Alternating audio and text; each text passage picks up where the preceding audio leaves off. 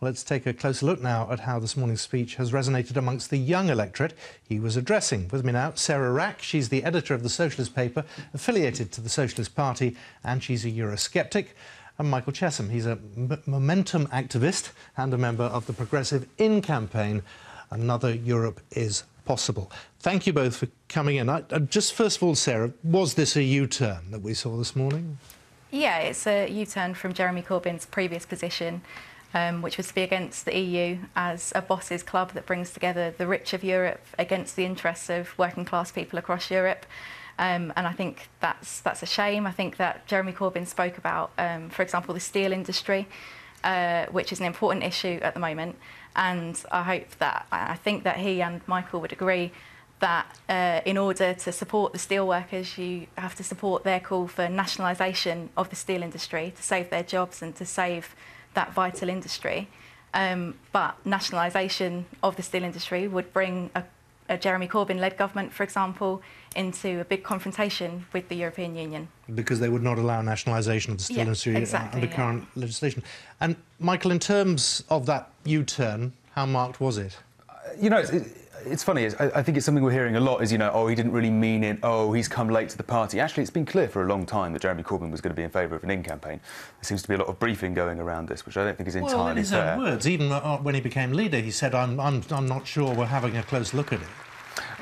Sure, but I mean, he's made several speeches, he's done lots of interviews, he's even written articles about, you know, the fact that he's going to campaign for Britain to remain in the EU. And I think the reason why that's different to maybe the 1970s or opposing the Lisbon Treaty even is because of the context of this referendum. A vote to leave the EU under these circumstances is a vote to give a mandate to the right wing of the Tory party and forces to the right of the right wing of the Tory party to bash migrants, to introduce more and more free trade legislation, to introduce TTIP without the EU.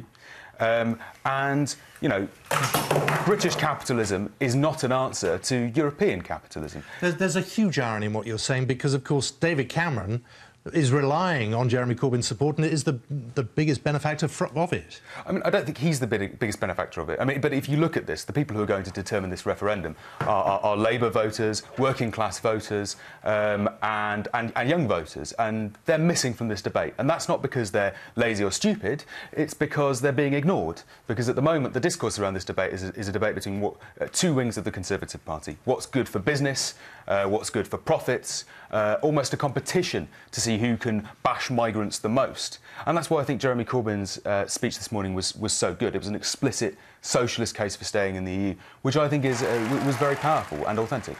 Were you convinced by it, Sarah? No, I think that a key thing that could have changed that, the fact, I mean, I completely agree, is two wings of the Tory party is all that's being heard. But I think that a key thing that could have changed that is if Jeremy Corbyn had stuck to his previous position and had boldly led a socialist leave campaign, that you then would have had a big voice putting forward the opposite side, because in reality I think that you can't make a socialist case to stay in the EU, and I think you just have to look at what happened in Greece to show that you know, I mean, Jeremy Corbyn spoke about needing to work with our allies across Europe.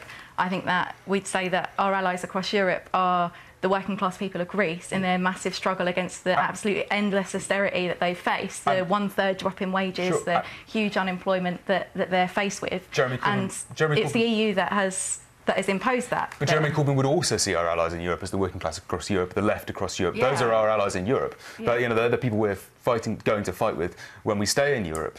And, you know, what happened to Greece was appalling, and it happened not because the EU or pan-European institutions are themselves right-wing and neoliberal and nasty, because the national governments that constitute the European institutions pursued those policies. You know, it wasn't the EU that privatised our rail network. It was a British government. It was a Tory government. But it is an EU that says that you can't renationalise, for example, which 70% of the population in Britain support doing. That's not a minority opinion, that's a majority of people. Yeah, absolutely. And Jeremy Corbyn, you know, correctly and boldly stood on that demand in the leadership election and won support for that. So Sarah, do you think the perception will be, frankly, Jeremy Corbyn said what he said this morning, but his heart simply isn't in it? I think there'll definitely be a perception of that, yeah, that unfortunately he's come under pressure from the right wing of the Labour Party to kind of fall into line behind a policy that, in essence, backs up the establishment's needs, as opposed to sticking to what won him such, great support in the leadership race, which was boldly saying things that the Labour right wing don't agree with, £10 an hour minimum wage, the support for the NHS, against privatisation, in favour of nationalising the railways, all of those things that he boldly said, despite the fact that the Labour right wing were not in favour of those things. Some would say he's entered the world of realpolitik. He's got to think about people who would be voting for him in the future.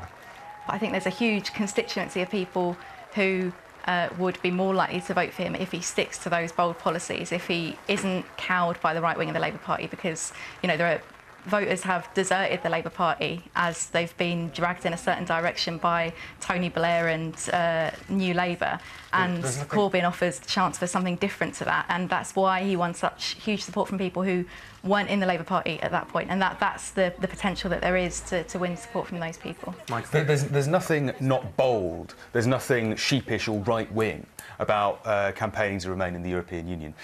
We are fighting on a terrain where a vote to leave the European Union is a vote to give Nigel Farage and a future Tory government a mandate to attack migrants and attack workers even more than they are now. We are living in an era with the biggest refugee crisis that has happened in Europe since the end of the Second World War. And what we will get if we leave the EU is Fortress Britain. And Fortress Britain is not an answer to Fortress Europe. And I just think it's ludicrous to say that that Jeremy Corbyn is somehow kowtowing to the right wing of the Labour Party. Leaving Europe would be bad news for the environment, bad news for workers, bad news for human rights. There is a strong tactical case from a socialist perspective to stay in the EU. And that was very powerful this morning. OK, well, it's good of you both to join us. Michael Chessum, Sarah Wrack, thank you both for coming. Thanks. Thank you.